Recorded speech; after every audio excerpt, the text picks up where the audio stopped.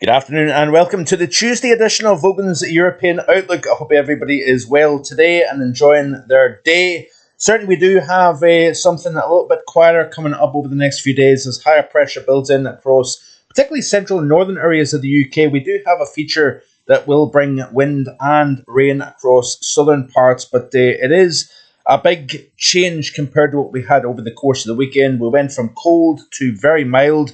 We've seen in excess of 150 millimetres of rainfall and in some places significant disruptive snow, very gusty winds, all associated with Storm Bert. That system is now slowly but surely pulling away. There is a legacy of something colder coming in on the wake of Bert, but we will see clear skies, lighter winds, and we will start to see some significant frosts redeveloping once again as the high pressure builds in.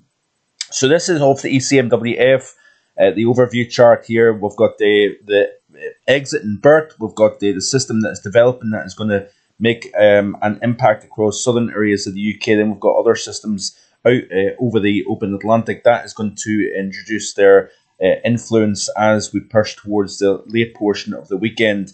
But it is an up and down type of setup. Obviously, in yesterday's video, I highlighted the chance of mild and also stormy during the opening week or so of December. But we're going to look a little bit more short term in today's video and see what the ECM is suggesting. So if you notice here, we've got that feature moving into the southern UK, bringing further 25, 50 millimetres of rain possible here. But notice the high pressure starts to build over the top of that, over the British Isles. So we're going to see some fairly chilly days as well as nights, especially where frost lingers. We may have a hard time getting above freezing. So we're back in that slightly colder regime, but it is different to what we had back last week. Notice here the 975 millibar low spinning over the open Atlantic. That is going to approach as we move towards Thursday and Friday. High pressure slides in to the continent here, and we've got southerly flow, so therefore we're going to start to see milder air moving back in from the south once again. Then as we've progressed through the course of the weekend, we've got very much a northwest southeast split, high and dry across the central and western mainland Europe. We've got the dry conditions, especially across eastern areas and southern areas of the UK. We've got a frontal system close to the northwest of Ireland and Scotland that is going to bring wind and rain here. Then moving in to Sunday, you can see that area of low pressure moves in. According to this, obviously this model output here, this is the one individual run, of course, but you can see that it pulls away, and then we've got something a little bit colder coming in, Monday the 2nd of December. Then as we continue to play through, you notice here that we've got something starting to gather out in the open Atlantic here.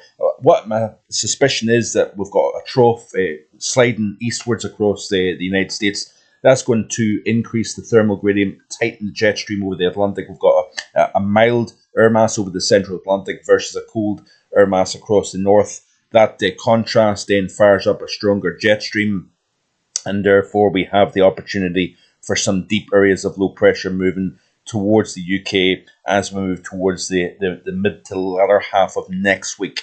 So this is the idea of the ECMWF 959 millibar low Friday the 6th of December. As I've already said, with the MJO moving into phases 3, each time we've seen that in the last couple of rotations, we've seen a named storm back half of August, back half of October. We've seen both Lillian and Ashley develop. Would not surprise me, given the overall situation that we see another formation of a storm here. But there is quite a lot of complicating factors to consider here. There's a few solutions here that are suggesting something a little bit colder as well into early December. So certainly nothing is clear cut, and that has to be said. So let's have a look and see what how things are looking at the moment. With regards to the visible satellite imagery, you've got the clear skies, lighter winds. We've got the colder air now starting to kind of drift southwards over the UK and Ireland in the wake of Bert. There's the feature that is now starting to move into southern areas of the British Isles. But it's a pretty decent day out there, actually. Lots of sunshine across England and Wales, as you can see here, off the visible satellite before the sun sets. And you can see Northern Ireland and the Republic of Ireland largely in the sunshine as well. So a fairly decent day after what has been a very unsettled past few days. So there's the feature moving in. You can see here on the radar some of that rain now starting to edge into the southwestern tip of Cornwall. We've got a few outbreaks of rain over the channel into the northeast of France. We've got a few showers across the south of Scotland here. But generally speaking, it is not a bad day out there compared to what we have seen already. Looking at the temperatures, starting to cool off out there, especially as the sun's going down. We're in low single figures across the north. We're going to see frosts over the next few nights. We've got the slightly milder conditions across England and Wales, as you can see here. Northern Ireland and the Republic of Ireland, temperatures are well down on what we've seen. I want to emphasise the point actually. Back on Saturday night at 11 p.m, Glasgow Airport was sitting at 2 Celsius. By 2 a.m. on Sunday morning, so 3 hours later, the temperature was up at 15 Celsius. So Glasgow went from 2 to 15 in the space of 3 hours. I think it was a 5 Celsius rise in just 30 minutes. And we've seen that across many areas. We've seen tremendous rises in temperature across parts of the Grampians, Aberdeenshire. We also seen it across Northern Ireland, the Republic of Ireland, England and Wales. A very, very sharp rise in temperature late Saturday and into Sunday morning. Temperatures were up as high as 16 Celsius in a few spots, according to Highland Weather Network, during the early hours of Sunday morning. And we did see a rapid snowmelt as a consequence of that. Speaking of rapid snowmelt, this is the model's projection of what snow is on the ground currently. And you can see that we've got very little in the way of snow. You have to go all the way up into the high elevations for any significant amounts of snow still lying on the ground due to that warm southerly flow. Temperatures are going to be on the low side over the next few nights. I wouldn't be surprised if we see a -7 or 8 in a few sheltered glens. You can play through this loop here off the Met Office website here, or chart, shall I say. This is their model. And you can see that we have temperatures dropping down during the latter half of this evening, down to -7. I can see here. Do we have any -8s? Not necessarily, but certainly looking like a chilly old morning. Even across parts of Northern Ireland, we've got -5, -6 in parts of the Republic of Ireland also. So a fairly chilly start to Wednesday morning across Northern England, a good chunk of central, western and northwestern Republic. Northern Ireland, -5, -6, like I say, -7, possibly -8 across the north of Scotland here. So playing through the loop here, you can see that over the next several nights, we've got some fairly cold numbers to speak about. This is late tomorrow evening. We've actually got a -10 showing up close to Loch Liscarnock, which is rather interesting actually.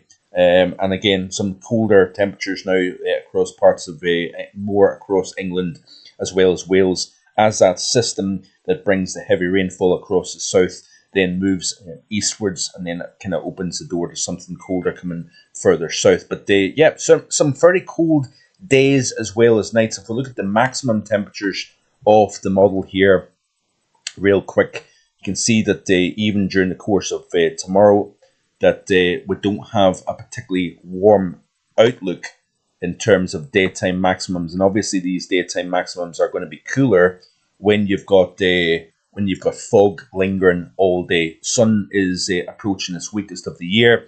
We've got very short days, long nights, and it takes a lot to get that radiation to the surface and warm things up. This is a very, very low angle sun at this time of year, so it really does not get going particularly well at all. But you can see here, even at 17, 16 Z tomorrow, temperatures are stuck close to freezing in a few spots across the north. So this is actually this afternoon, should I say. Let's skip through to Wednesday, and even at 14 Z, 15 Z, we're struggling to get much above freezing in a few spots across the north. Even down across the south, 5s, 6s and 7s, so slightly below average. And I did actually show you in yesterday's GFS ensemble that we do have a chilly kind of mid to late week coming up. Even on Thursday, do we have much in the way of warmth in the afternoon after, again, another cold night. Even at 15 Z, we're still struggling to get much above the freezing mark across northern areas of the UK. Looking at cloud and precipitation, go back to the here now, that system moving in across more southern areas. Let's just try and get rid of this advert and play through here, and you can see the showers across the south. There's that cloud building with that feature moving in from the south with some fairly heavy rainfall actually to speak about. Let's just kind of look a little bit closer here, and you can see that the heavy precipitation. It looks as if far southern counties of England will see the heaviest rainfall, something slightly less heavy edging up towards South and Mid Wales, the Midlands area, South and Midlands. But you can see here very heavy precipitation moving across the far south of England. That system then clears out of the way, and then we see a little bit more cloud building back in. Then there's the feature out over the Atlantic, the next one waiting in the wings. That is going to be edging in towards the Thursday, Friday time frame. We could see some fairly heavy rainfall associated with this feature as well. That is out to 03Z on Friday. Continuing to look forward here, let's say I want to show you a couple of interesting things with regards to back and forths over the last week or so here. This is off. Did I just shut that page down? Bear with a second, folks. I want to show you this here. The big swings between the warm versus cold. We've seen some unbelievable temperatures across parts of the near continent in recent days, and I want to show you that in a little bit more detail. So yeah, I just happened to shut that page down. I want to look at 2-day increments in particular, because it really just shows you how wild, weird, wacky, wild this month has really turned out to be. So we've got some exceptional mild conditions moving northwards at the moment across Western Europe here. We've seen, I'll show you the numbers in just a second, but we'll play through this loop, and the swings between exceptionally mild conditions and some pretty cold conditions. Now remember, temperatures Saturday morning started off at -12.4 at Kinbrace up in Sutherland. That is the UK's coldest November night since 2010, surpassing the -12.1 that was recorded back in 2016. Then the following afternoon, Santon Downham, 18.7 Celsius. So that is a very, very significant rise. So this is all the way back Friday the 15th of November. We were in the mild conditions at this point. So which wasn't actually that long ago. Chilly air across Central Europe, as you can see here. Iceland was mild, but remember that 23.8 Celsius due to that strong west-southwesterly wind just ahead of that Arctic boundary that moved southwards. Play through the loop. Notice here, there's the Arctic air coming down over Iceland, then into the UK. Remember, this is 2-day anomalies. Bitterly cold conditions across the UK. Temperatures stuck below freezing for several days on end across the north. Even Santon Downham, by the way, a high of only 2.7 just 2-3 days before that 18.7. And this is what I think winter coming up could support. Big swings between unusually mild and some bona fide Arctic air. That is something that is a possibility, and that has been built into the forecast, that we could see, like we've seen during the autumn so far, these wild fluctuations between warm and cold. But look at this here. This is the 2-day anomaly, Thursday, 21st of November, bitterly cold, Iceland, UK, Ireland, even in the air continent into the low countries. Then as we move through, you can see this rash of warmth associated with Bert lifting northwards, wiping out that snow after we had disruption just several hours beforehand, obviously flooding in response to that exceptional warmth. But look at this warmth, look at this anomaly stretching from Portugal and Spain up through France, Low Countries, Germany, southeastern UK as well. It's the wild fluctuation that is really particularly noteworthy. And then if we look at these tweets by Thierry Goose, lots of snow Central Europe with some monthly records in 24 hours in Switzerland. So I had some exceptional heavy November snowfall across parts of the Alps, for example, 42 centimetres in Lucerne. And then if we play up here, you can see some exceptional temperatures. Cold night Central Europe, temperatures as low as -24.4. Granted, it is 1,200 metres above sea level, but nonetheless, exceptional cold for the time of the year anyway, across central areas of Europe. Even down across London was seen, I think, the coldest November day since the mid-80s, if I'm right in saying that. I hope I am.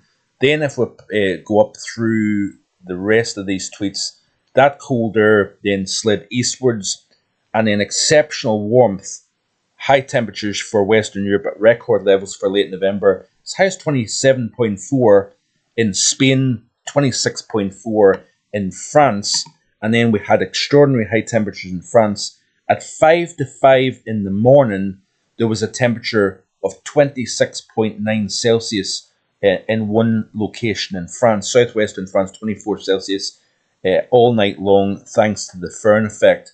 Tons of records of highest minimum temperatures all over the country.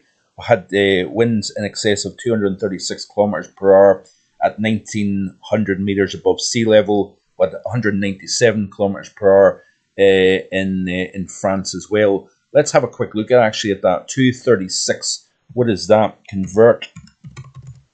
And see what that is in miles per hour. Just bear with a second. 236 it is. 236. So that was a wind gust of 146 miles per hour. Now, was that actually Spain? Let me just see here. It looks like it was Spain. So yeah, at 1,910 meters above sea level, Spain recorded a wind gust of 146 miles per hour. Extraordinary stuff. And that was thanks to Storm Bert. And we did see, obviously, very powerful winds across many areas of the UK. But like I said, there is colder air digging in. If we look at this chart, and we'll finish with this, you've got the chillier air moving in across the top of the UK. As Bert exits, we've got something slightly milder associated with that system that's going to move across the southern UK. Then we've got that high slides to the east as we move towards the late week. Got an area of low pressure over the Atlantic, and so high pressure to the east, low pressure to the west. We're pulling our air in from the south. Then we've got a little bit more back and forth going on as we move into the early portions of December. That's quite a chilly air mass, if you notice, coming in Tuesday the 3rd of December. That then gets kicked out of the way, and then we've got a few deep areas of low pressure expected towards the mid latter half of week 1 of December. Look at this gradient here. Some pretty milder to the south, very colder on the northwestern flank. That area of low pressure likely to move from the warm to the cold side of the jet. So there is so many things going on at the moment. And that area of low pressure is going to introduce yet another surge of milder conditions into the UK. So lots and lots and lots going on. I certainly encourage you to not only hit that like button, but also subscribe to the channel. So many things going on. Let's keep a daily look at how this pattern is going to evolve. Very exciting times. So I encourage you to stick around. Thanks for watching. Enjoy the rest of your Tuesday. See you tomorrow with more. Bye for now.